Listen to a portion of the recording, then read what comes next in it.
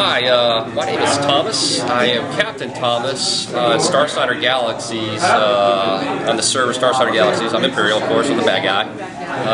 But in real life, I'm actually in the military. I'm retiring soon, but I am an Iraqi war veteran officer, and I have led troops in combat and been a leader of America's finest soldiers. I started playing, it's funny because I started playing Star Wars Galaxies because a soldier gave me the gift because he knew I liked Star Wars, the Empire, and I have Stormtrooper armor. I'm in part of the File First, so you know it's funny they call me the nerd with the SF tab at work, and so they gave me the gift. But you know, of course, we keep deploying going to Iraq every year, so I didn't really get a lot of time to play the game too much until Jump to Light Speed came out.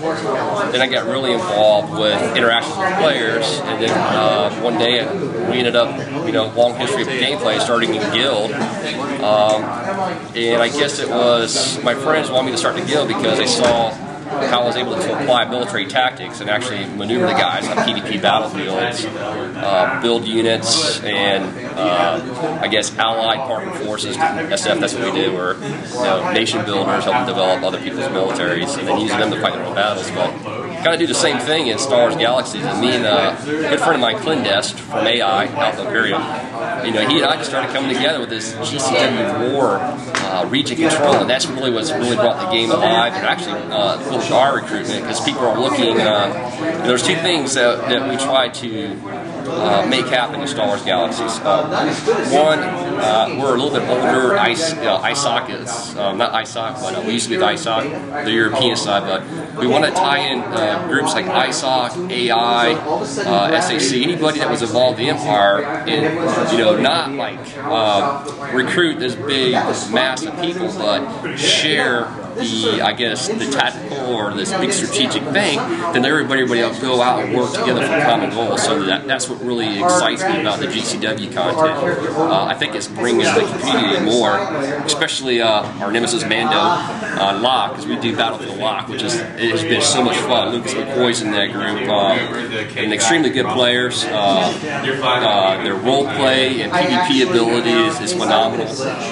It's just making the game more fluid, but I think the thing I like most about it is, you know, as an officer, I'm in charge of people, and not just to order them around, but you actually end up getting to know your people, take care of them, their families. You know, our goal in the Army is, as leaders, take care of the soldier, so that way the soldiers take care of the mission. So I kind of applied that doctrine, and I developed a team of folks. We got all types, military, young, old. But I think their interest is that they realize that when they join SOE that it's not just their team joining, it's them as a person joining. We have a philosophy about, you know, being careful what you do versus in character versus what you do as an accountable person behind a keyboard. And we enforce that standard because we see a lot of people, and everybody's seen it before, griefers and all that good stuff. You know, and that's really just somebody that is making the content not fun anymore, or trying to ruin it. So what we try to do is be that positive example that we can't be the bad guys, but we're also people behind the keyboard that love the game and want to see it to go, and want to be part of a community and help out. And, you know, we could be a bad guy one moment, and then we get a tell from somebody been in PvP with saying, hey, we need help finishing the heroics, or an instance, a guy needs to get his jewel set. So that's what I really like about this community, that it's real people. You know, when I grew up with video games, it was very flat. You just played a video game by yourself. And now when you're dealing with a community of people, you know, whether you want it or not, especially as guild leaders, you take on a responsibility, you know, and some of your responsibility is more than just being a guild leader, but, you know, applying standards and making the game better. Bringing up ideas, being in the forums and being positive.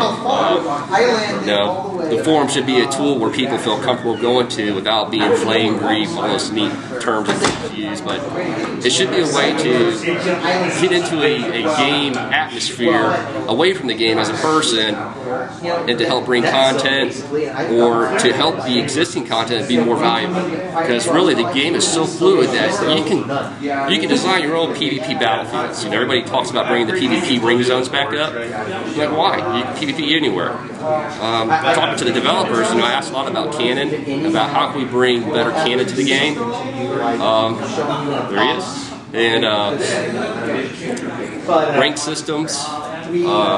GCW content, maybe a tactical data pad where multiple groups can align themselves through this data pad, you know, like an invite system. But then that way the group leader then can see where all the groups are that are committed into this big, you know, fight that you can make anywhere, and actually maneuver and draw operational graphics to maneuver people around.